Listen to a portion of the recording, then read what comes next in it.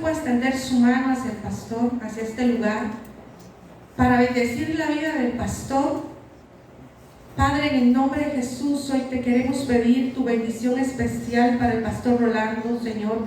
Sé que tú lo has escogido, Dios, para que en esta noche él pueda traer tu palabra, Señor, ser el instrumento que el Espíritu Santo va a usar en esta noche. Te pedimos que pongas en él llama de fuego en sus labios, para que pueda hablar, pregonar tu palabra, así como tú lo has enviado, Señor, en esta noche a hacerlo. Te pedimos tu bendición para él. Bendice su vida, su familia, su hogar y todo lo que en él hay prospere. Bendice a este pueblo, Señor, que sea una tierra, Señor, donde la semilla germine, se multiplique y dé el fruto que tiene que dar. Padre, oramos porque esta palabra no sea olvidada, sino que sea puesta por obra en el nombre de Jesús. Amén y amén. Gracias. ¿Qué le parece si le da una ofrenda de palmas al Rey de Reyes?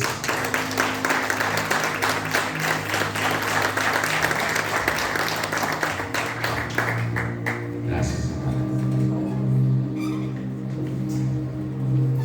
Siempre es un gran honor y una gran responsabilidad el tener que ministrar la palabra, y pues es de sumo gozo que Dios haya puesto en el corazón de nuestros pastores la confianza para poder hacerlo. Mi oración durante todos estos días, desde que supe que tenía esta oportunidad, era: Señor, permítame ser un canal de bendición para mis hermanos, para mis hermanas, que todo aquel que escuche esta palabra cobre aliento. Como dijo el pastor, yo no vengo a exhortarles, yo no vengo a regañarles, yo vengo a animarles. Y realmente creo que la palabra de Dios, aunque a veces rompe y golpea, también da la oportunidad de que después de ese sabor amargo se convierta en miel cuando empieza a ser digerida. Amén. Bueno, gloria a Dios. Ya hemos orado. Y este mes es el mes de relaciones interpersonales, que está fundamentado en la carta del apóstol Pablo a la iglesia en Éfeso, o a los Efesios. Realmente es importante que la iglesia se consolide, se fortalezca y crezca en estas áreas, como lo que es las relaciones interpersonales. Y antes de esto, yo quiero decirle que me llama poderosamente la atención cómo Dios nos llama a ver a Pablo como un ejemplo, cómo Dios llama a ver al apóstol Pablo como un ejemplo en nuestras vidas, no como un hombre santo en el cual no podemos llegar a compararnos a él, sino más bien como un hombre que, al igual que usted y yo, fue santificado por la sangre de Jesucristo, y que, al igual que usted y yo, vivió un proceso de perfeccionamiento. Aprendas esta palabra. Nosotros somos perfeccionados y somos edificados por los diferentes ministerios que componen o que constituyen la iglesia. En la escritura habla de cómo Dios está reuniendo diferentes culturas o diferentes personas o diferentes corrientes de pensamiento. En este momento habemos un grupo que creemos en Cristo Jesús como nuestro Señor y Salvador, pero en cada mente hay un pensamiento distinto. ¿Cómo lograr que todos esos pensamientos se unan en una unidad, valga la redundancia, y comiencen a avanzar conforme a la cultura del reino, como nos enseñaba la pastora ahí el domingo pasado? Ciertamente es muy importante que usted y yo entendamos que nosotros no vivimos conforme a nosotros, sino que vivimos conforme a el reino de los cielos. Y terminamos en el domingo pasado diciendo: venga tu reino. Y cuando nosotros decimos venga tu reino, estamos estableciendo primeramente un rey, un reino, se habla de gobierno, y un linaje. Lo entendí bien, ¿verdad, pastora Hilda? Cuando hablamos de un rey, hablamos de Dios como rey, como nuestro Señor. Hablamos de un reino, que es un gobierno que la palabra de Dios se convierte en la constitución de este reino, porque aquí tenemos nosotros establecidos lo que debemos de hacer para que las bendiciones del reino nos alcancen, y lo que no debemos de hacer, porque por consecuencia, si no lo hacemos, o si no hacemos lo que no debemos de hacer, entonces estas bendiciones se alejarán y vendrá la contraposición de esto. Eso me llama muchísimo la atención. Usted no sabe, la verdad, a mí lo que me apasiona, porque cuando en una ocasión yo traté de entender el reino de los cielos, Dios me llevó a un ejemplo natural. ¿Y cuál es ese ejemplo natural? La colonización de los europeos en América. Sabemos que Canadá fue colonizada por franceses e ingleses, Estados Unidos en su gran mayoría por los ingleses, algunas partes por españoles y otras partes por portugueses también. Lo que es toda Latinoamérica desde México hasta la Argentina, con la excepción del Brasil, que es una conquista netamente portuguesa, fuimos conquistados por los españoles. ¿Y qué consiste esto? ¿En qué consistía la colonia? Venían de otro país a una tierra nueva, en la cual, en esta tierra, ellos honraban a un rey. No honraban a nadie de esta tierra, sino honraban a un rey, obedecían a un rey, respetaban las leyes del reino y vivían en esta tierra. Y eso me encanta. Vivían en esta tierra como se vivían en su país de origen. ¿Sí me estoy dando a entender? Yo lo veo así como con ojos de ¿qué es eso? Ciertamente nosotros tenemos un rey al cual obedecemos, tenemos leyes las cuales nosotros respetamos, honramos y obedecemos, y tenemos que aprender. Ahí sí es un asunto de aprendizaje. Tenemos que aprender a vivir en esta tierra como se vive en el cielo. Así es. Y usted me dice, ¿pero en qué consiste el reino de Dios? ¿En qué consiste el reino de Dios? Entonces, y si usted me acompaña, y perdone que lo pusiera, porque es que aquí tengo Efesios y puse esta cita bíblica en la Biblia digital que tengo acá. Vámonos a Romanos capítulo 14, verso 17. Esto apenas es una introducción pequeña, rápida, concisa, para entender el tema de este mes tan maravilloso que Dios nos ha regalado. Amén. Me dice amén cuando lo tiene, por favor, rápido, porque como tenemos marcas de nuestros padres, yo soy como la madre de esta casa, yo soy del Evangelio Eterno también, entonces tenemos que sojarle, como quien dice, la marcha. Romanos 14, 17, ¿lo tienen? Muy bien, dice de la siguiente forma: porque el reino de Dios el reino de Dios no es comida ni bebida. Pausa, vuélvame a ver. Hay una discusión con respecto a lo que se debe comer, lo que no se debe comer, qué se debe hacer y qué no se debe hacer. Y Pablo está instruyendo con respecto a las relaciones entre aquellos que se creen que son más fuertes en la fe con aquellos que son débiles en la fe. Pablo está estableciendo claramente qué se debe hacer y qué no se debe hacer. Pero al final de todo esto, él pone y establece lo siguiente: porque el reino de Dios no es ni lo que usted se come ni lo que usted se bebe. No se trata de cosas naturales. El reino de Dios no se trata de lo que nosotros podemos palpar o de lo que nosotros podemos poseer. El reino de Dios se trata de, diga conmigo, justicia, paz y gozo en el Espíritu Santo, fundado y fundamentado en nuestro ayudador. Solo no podemos hacerlo. Ahora es muy importante, Dios es nuestro ayudador en el Espíritu Santo para que el reino de Dios se manifieste, es la palabra correcta, en esta tierra, siendo nosotros los embajadores del reino de los cielos. Cuando habla de justicia, habla de nuestra relación con Dios.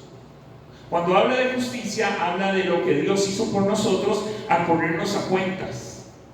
Y imagínense como que a usted lo llame su proveedor más grande, al que usted le debe más dinero. No sé quién será. Puede ser el cristiano, puede ser el de la pulpería, el del chino, yo no sé quién, que lo llame a cuentas y le diga, y voy a ponerme yo como ejemplo: Rolando, necesito que me arreglemos cuentas. Esta es la deuda tuya. Dios mío, yo no puedo pagar eso. Sí, pues aquí hay un problema.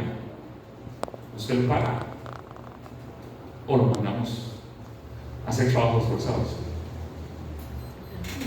¿Usted lo paga o se muere? Así de fácil. O paga o se muere. Y resulta que en medio de eso uno dice: qué pena, no debía haber adquirido esta deuda, disculpe. Y el proveedor dice: tranquilo, yo voy a asumir esa, porque no es que la está regalando, no es que no se pague, yo voy a asumir esa cuenta, yo la voy a pagar, pero no se endeude más. Eso fue lo que hizo Cristo Jesús, en palabras sencillas, con usted y conmigo. Cuando le dijo a la mujer: nadie te condena, no te condeno, pero no es que se vaya y siga viviendo la vida loca. Levántese y ya no peque más. La deuda ha sido perdonada, no vuelva a endeudarse. Eso es justicia. Dios saldó la deuda, Dios nos perdonó la deuda, Dios está en paz con usted y conmigo por medio de Cristo Jesús. Diga conmigo: justicia. Ese es el fundamento claro del reino de los cielos. Sin eso usted y yo no podemos vivir. Sin eso somos polizones. O sea, decimos que somos, pero no somos. Después habla de paz. Esta palabra paz tiene un verbo griego que es eirene, no irene, eirene, que significa buenas relaciones entre los hombres. O sea, el fundamento del reino de los cielos no es solamente que estemos en paz con Dios, que haya cuentas saldadas con Dios, sino que usted tenga buenas relaciones con los demás. Vuelva a ver al que está al lado suyo y hágale así: pulgar arriba, pulgar arriba, pulgar arriba, pulgar arriba. Pero no le haga así. No, así no. Pulgar arriba. Significa que Dios vino a establecer, y el fundamento del reino de los cielos es establecer no solamente la paz de Dios con el hombre, porque el hombre no puede hacer la paz con Dios, es Dios quien hace el tratado de paz con el hombre, y después el asunto de las relaciones interpersonales. Y eso va a producir en sí que usted y yo, a pesar de las circunstancias que estemos viviendo o por las cuales estemos viviendo, vamos a tener gozo. Vuelvo a ver que está la par y sonríe con esa sonrisa hermosa que Dios le regaló, con esas mire qué belleza de hermanos y de hermanas. ¿Ve? Y si usted no se la cree, no es porque no se lo hayan dicho, ¿verdad? Y el Espíritu Santo trabajando en nosotros. Entonces, con esto entendemos que nuestras relaciones personales en la iglesia son sumamente importantes, nuestras relaciones interpersonales. Por eso es que se necesita la sanidad interior para restablecer la justicia, la paz y el gozo por el Espíritu Santo. Por eso es que se necesita la liberación de espíritus inmundos o demoníacos, como usted le quiera decir, para romper cadenas, para romper lazos, para romper con todo aquello que sigue atando al creyente en amargura, en falta de perdón, en conmiseración. Como dicen por ahí, le gusta hacerse la víctima. Y eso son consecuencias o son señales evidentes de que no estamos viviendo ni la justicia, ni la paz, ni el gozo por el Espíritu Santo. Denle un aplauso al Rey de Reyes, el Señor de Señores. Mientras me enfoco aquí. Dicho esto, nos vamos a ir a la carta del apóstol Pablo a los Efesios, capítulo 4. Quiero agregar algo muy rápidamente.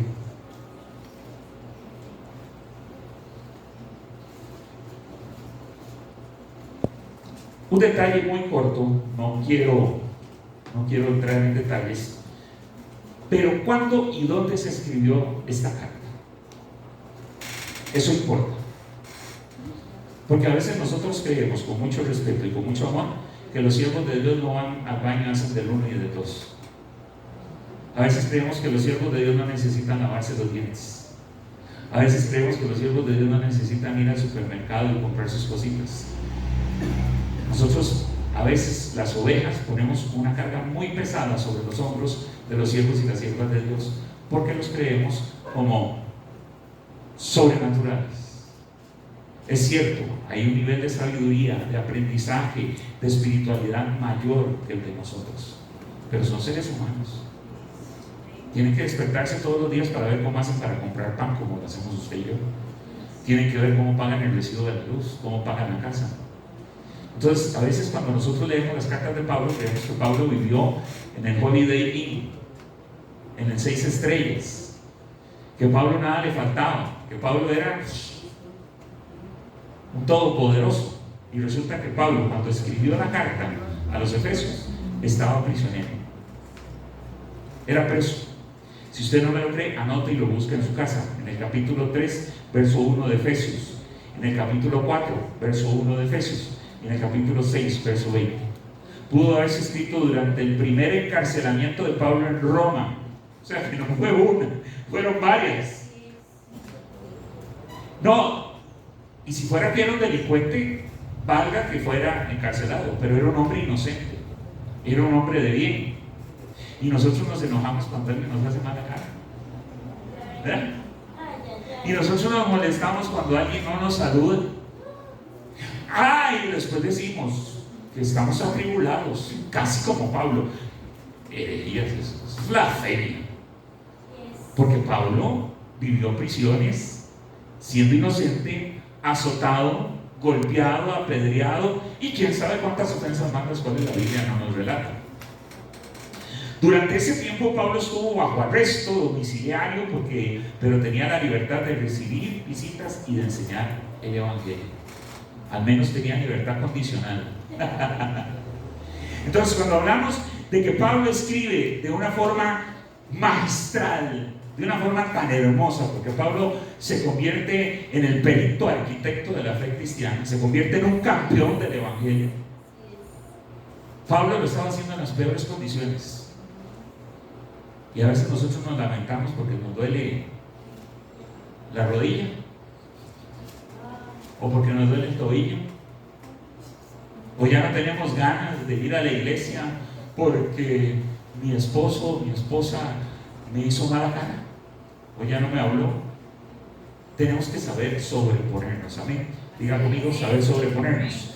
El apóstol Pablo fue un instrumento en la plantación de la iglesia de Éfeso y escribió sobre las formas en que una iglesia funciona y se relaciona. Él habla sobre cuestiones como el liderazgo en la iglesia. Apúntelo, como dice el de Colombia, apúntelo. Él habla de relaciones como el liderazgo en la iglesia, el crecimiento personal en la vida de cada seguidor de Cristo. Usted sabe que cuando una persona no madura se llama un fenómeno como crecimiento detenido. ¿Sabe que si hacemos una revisión, no de este pueblo, de todo el pueblo de la iglesia en general de Jesucristo, hay varios que padecen crecimiento detenido? Se quedaron en sus primeros amores, en el primer añito, y de ahí no crecieron. Hoy Dios nos llama a que nos levantemos. Hoy Dios nos llama a que nos sacudamos el polvo. Hoy Dios nos llama a que hagamos un cambio. Hablábamos de arrepentimiento en una ocasión, una necesidad de transformar nuestros pensamientos, de transformar nuestras palabras y de transformar nuestras acciones, rindiendo la voluntad, que es lo único que Dios nos toca a nosotros, rindiendo la voluntad al Padre. Dios puso la voluntad, ¿para qué? Para que usted decida libremente si le quiere seguir e irse al cielo, o si no le quiere seguir y irse a quemar a fuego lento, como dicen por ahí en mi pueblo. Dios puso la salvación. La pastora nos dijo Juan 3:16, la salvación fue establecida. ¿Quién decide si quiere ser salvo o no quiere ser salvo? Entonces es importante el crecimiento personal en la vida del seguidor de Cristo y cómo funcionan juntas las iglesias saludables. Ok, le dije que vamos a leer, es importante la unidad, claramente, y vamos a leer Efesios capítulo 4, vamos a leer del 1 al 16, muy rápidamente.